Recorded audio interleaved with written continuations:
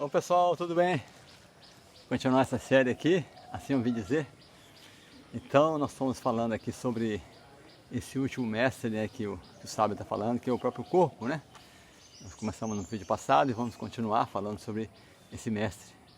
Então, Srila Bhaktisiddhanta, né, o mestre espiritual de Prabhupada, não, né? Ele fala, adverte que tanto o corpo grosseiro como a mente sutil são materiais. E quem não entende essas coisas, esses corpos grosseiro e sutil, são completamente... Quem não entende que esses corpos são completamente diferentes da alma espiritual e irão erroneamente buscarem ser felizes com a gratificação dos sentidos. Né? Quer dizer, a pessoa tem que entender perfeitamente bem que o corpo grosseiro e a mente sutil são diferentes da alma espiritual. E se você não entender isso seriamente, você vai acabar buscando gratificação dos sentidos, né? Então aí e isso não se compara, né, com as pessoas. Uma pessoa assim, ela não se compara com a pessoa que tem essa realização, né? Que inteligentemente entende a superioridade da alma espiritual. Uma pessoa auto-realizada entende que a alma espiritual é sim ilimitadamente superior ao corpo material grosseiro e sutil, né? Então, o Srila Bhaktisiddhanta adverte isso, né?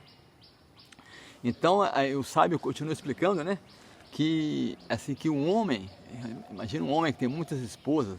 Na cultura védica milenar, os homens chamavam de uma esposa, né? Então, um homem tinha muitas esposas. Inclusive, todos os exemplos, embora isso seja permitido, todos os exemplos mostram que sempre dá problema, né? Então, sempre teve problema. Grandes personalidades tiveram problema por causa disso, né? Embora seja autorizado, sempre tem problema. Então ele fala assim, um homem que tem muitas esposas, ele está sempre constantemente sendo puxado. Cada mulher, cada esposa quer que ela satisfaça ela e o interesse dela, cada um pensando no seu interesse. Então a pessoa é arrastada, imagina um homem com muitas esposas, cada uma buscando seu próprio interesse. Então, assim também os sentidos materiais são como esposas, né, que ficam arrastando a pessoa, né, para lá e para cá, buscando a satisfação dos sentidos, né, a visão, o tato, o paladar, o olfato, a audição, e a pessoa, ela fica louca no meio desse puxa-puxa, né. Então assim a pessoa sábia deve dar ao corpo o mínimo necessário para a sua manutenção. Então, sabendo que o corpo é assim, a mente é assim, a pessoa deve ser inteligente para dar ao corpo o mínimo necessário para a sua manutenção. Não ficar tentando satisfazer os sentidos, porque isso vai dar problema. Então, outro ponto que ele explica aqui, né, que o Senhor criou todas as espécies de vida, né? Deus, ele criou todos os seres vivos, né? Árvores, plantas, répteis, animais, né? E para abrigar as entidades vivas, porque cada os milhões de desejos são satisfeitos através de vários corpos, né? Mas ainda assim, ele não ficou satisfeito. O Senhor criou todas as entidades vivas, ainda assim não ficou satisfeito. Então ele criou a vida humana, que oferece a entidade viva, condicionada, a inteligência suficiente para perceber a verdade absoluta. E aí ele ficou satisfeito. Então, quando Deus criou o ser humano, que deu essa oportunidade de você entender a realidade das coisas, né? Entender a verdade absoluta, entender Deus, ele ficou satisfeito. Então, a vida humana tem essa prerrogativa, né? O que diferencia o ser humano do animal, esse inquirir sobre Deus, quem sou eu, de onde eu vim. O ser humano tem que fazer isso. Se ele não fizer isso, ele está agindo como um animal mesmo, né? Ele está desperdiçando. Então, a vida humana foi criada para dar liberação à alma condicionada. Se ele não utilizar para isso, a pessoa se degrada a uma vida infernal. Uma vida materialista é uma vida infernal, uma vida animal é uma vida infernal, né? Se a pessoa não usar a vida humana, que é preciosa, para isso, ele está desperdiçando a vida humana. Então, esse é o conceito da aqui, que fala assim também, que após muitos e muitos nascimentos, alguém atinge a vida humana. A vida humana é muito especial, depois de muitos nascimentos que você atinge a vida humana. Então a pessoa sábia deve fazer todo o esforço para a perfeição da vida. Então a vida humana é muito rara, então nós temos que fazer todo o esforço na vida humana para atingir a perfeição nessa vida, né? Pois nessa vida humana tem-se a boa possibilidade de entender a alma eterna. Quer dizer, a vida humana, você tem essa possibilidade, né? Ele fala também que a gratificação dos sentidos é possível em qualquer espécie de vida, né? Qualquer animal ele tem gratificação de sentidos, né? Dormir, comer, se defender, acasalar, na floresta os animais estão fazendo isso perfeitamente, não tem nenhuma dificuldade de fazer isso. Mas a consciência espiritual só é possível na vida humana. Por isso que a vida humana é querida por Krishna, né? É especial, porque você pode, né, ter essa consciência espiritual, né? E agora ele aconselha também que a consciência espiritual perfeita só é possível na associação com devotos do Senhor. Então, buscar a companhia de pessoas, né? Ao mesmo tempo que você deve viver sozinho, quer dizer, é melhor sozinho do que pessoas materialistas, mas se você tem associação de pessoas que são espiritualistas, isso é muito importante, né? É chamado satsanga, associar com pessoas, né, que também buscam a vida espiritual. Isso aumenta a nossa fé. Então, se você associa com pessoas que são espiritualistas, tem fé em Deus, tem fé na espiritualidade, isso aumenta a sua fé também, né? Então, assim, é muito importante. Né? Por exemplo, a pessoa, se você serve os devotos do Senhor, os devotos de Deus, os devotos de Krishna, se você serve os devotos, você desenvolve o gosto por cantar os santos nomes de Deus, né? Os devotos de Krishna, né? Hare Krishna. Se você serve os devotos de Krishna, você desenvolve o gosto por cantar Hare Krishna. As pessoas que não têm gosto por cantar Hare Krishna, pode saber que elas não estão servindo os devotos.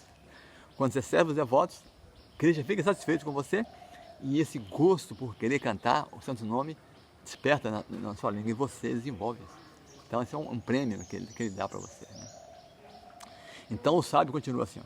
Tendo assim aprendido com meus mestres, eu tive a realização da personalidade de Deus e totalmente renunciado e iluminado, eu vago pelo mundo sem apego ou ego falso. Quer dizer, então ele está falando, né, desses mestres dele, depois que aprendeu tudo isso com os mestres, ele ficou iluminado, né, ficou auto-realizado. E ele vaga pelo mundo sem apego e sem falso ego, né? Ele não tem apego material e nem está identificado com esse falso eu. Já falamos sobre isso, né? Essa falsa personalidade, esse corpo, essa mente, são nossas falsas personalidades. Então ele está livre disso. Então ele vaga pelo mundo, assim como eu falei, como uma criança, como uma pessoa tola, que não está assim, desprendido, internamente totalmente absorto na espiritualidade, mas externamente assim como uma criança ingênua. Esse sabe, né? Então ele continua falando, né?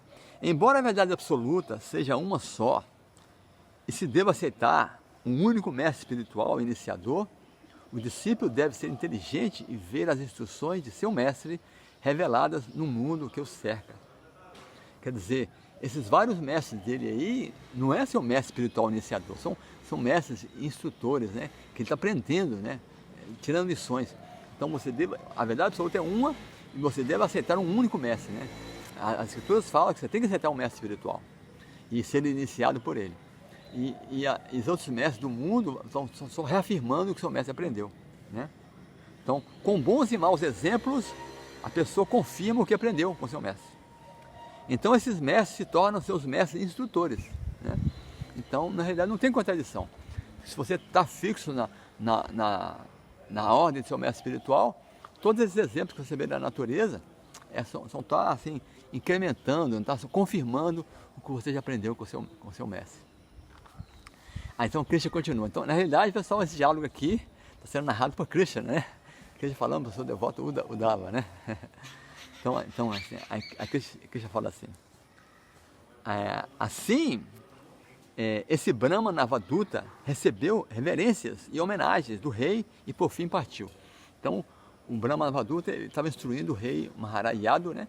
Então, ele falou isso para o Maharaj Yadu, assim eu me iluminei. Porque no começo da conversa foi isso, né? O Maharaj Yadu quer dizer, como é que você se iluminou? Como é que você, vejo que você atua como uma criança, mas você é muito sábio. Então o Maharaj Yadu queria saber como é que o sábio se iluminou. E o sábio contou a história, como é que foi que aconteceu. E aí ele foi embora, o Maharaj Yadu ficou muito satisfeito, né? Aprendeu muito com esse sábio, e prestou reverência, homenageou esse sábio, e o sábio foi embora. Então o Krishna continua, né? Ó Uddhava, sendo assim instruído, o rei Yadu, que é meu ancestral, ficou livre de todo o apego material e somente se fixou na plataforma espiritual. Então, esse Yadu aqui não é uma pessoa comum. Esse Maharaj Yadu é um ancestral de Krishna, né? Krishna nasceu na dinastia. Então, o outro nome de Krishna é Yadava, né? Yadava, Yamadava, tem até a canção, né? Krishna é um Yadava, que é um descendente de Yadu. Então, é uma pessoa muito especial. ele é um Maharajado, de onde Krishna apareceu nessa linhagem aí, a dinastia da lua, né? Krishna nasceu na dinastia de Kshatriyas, né? De guerreiros, né? Tem a dinastia do sol e da lua. Krishna nasceu na dinastia da lua. Então, e ele continua falando assim: o Brahmana Avaduta é na verdade o grande sábio Dattatreya, que é a encarnação divina, a encarnação de Deus, imagina. Não é uma pessoa comum, esse sábio aí, que veio dessa forma iluminar o rei Yadu, o ancestral de Krishna. Então esse sábio, esse Brahma Avaduta, contando essas histórias aí, é muito simples, né? Uma história da menininha, a mocinha, a prostituta, a abelha, não sei o quê. Então, assim, né? Parece histórias comuns, né? Mas são cheias de conhecimento, né? Tanto é que essas histórias estão no Srimad Bhagavatam, né? Está no 11º canto, mas no final do Srimad Bhagavatam já. E tem comentários de todos os grandes acharyas, grandes mestres, né? Como Sridhara Maharaj, como Diva Goswami, como é que é? Vishwanatha Chakravarti Goswami, Srila Bhaktisiddhanta, né? Srila Prabhupada, quer dizer, é cheio de comentários. O próprio Hridayananda Maharaj, meu mestre, né? Que traduziu o 11º canto, ele faz comentários incríveis. Então, porque na realidade, esse Brahma Avaduta contando histórias simples, mas é cheio de conhecimento. E se você... Então está dando assim, facilitando para qualquer pessoa. Então está mostrando que qualquer pessoa pode receber lições da natureza, das coisas desse mundo, né? Então, para você se iluminar, você não precisa se tornar um grande erudito, um grande sábio, entender o sânscrito, entender as... Não, você tem que estar com o coração aberto, né? Você tem que aceitar um mestre espiritual, sim, mas você não precisa ser um grande erudito. Né? Como está falando aqui, com a própria natureza, ele está aprendendo com o seu mestre, reafirmando o que ele aprendeu com o seu mestre, né? Inclusive com bons e maus exemplos, né? Não é só que você vai receber bons exemplos, né? Como mencionamos, né? O corpo material foi um dos mestres dele, né?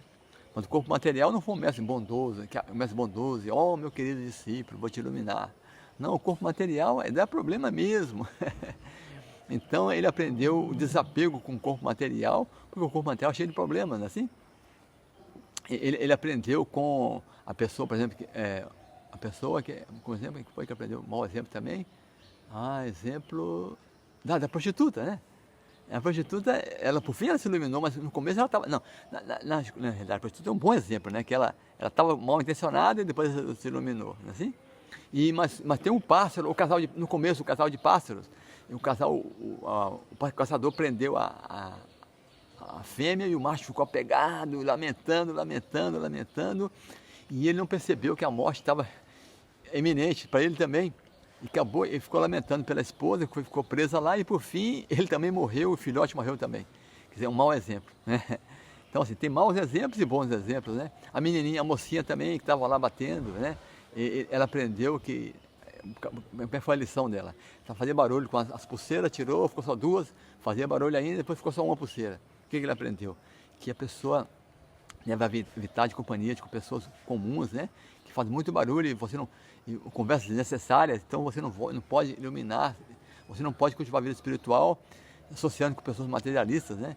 Que estão em ideias diferentes das suas, e você vai entrar em choque com elas vão falar diferente do que você fala, do que você pensa. Então é melhor ficar sozinho. Então, sim, esse sábio está mostrando que no dia a dia nós podemos aprender com os maus e os bons exemplos, né? E assim a pessoa inteligente ela vai se iluminar e ela vai continuar a vida espiritual e vai progredir espiritualmente, né? Quer dizer, o progresso espiritual só depende da nossa sinceridade. Se nós somos sinceros com Deus, que está no nosso coração, Ele vai sempre, todo dia nos revelando, toda hora nos revelando conhecimento. E nós sempre teremos informações, sempre teremos instruções. Tá bom? Então assim acaba essa série aqui, né? Assim eu vou dizer, muito obrigado, até o próximo. Tá bom?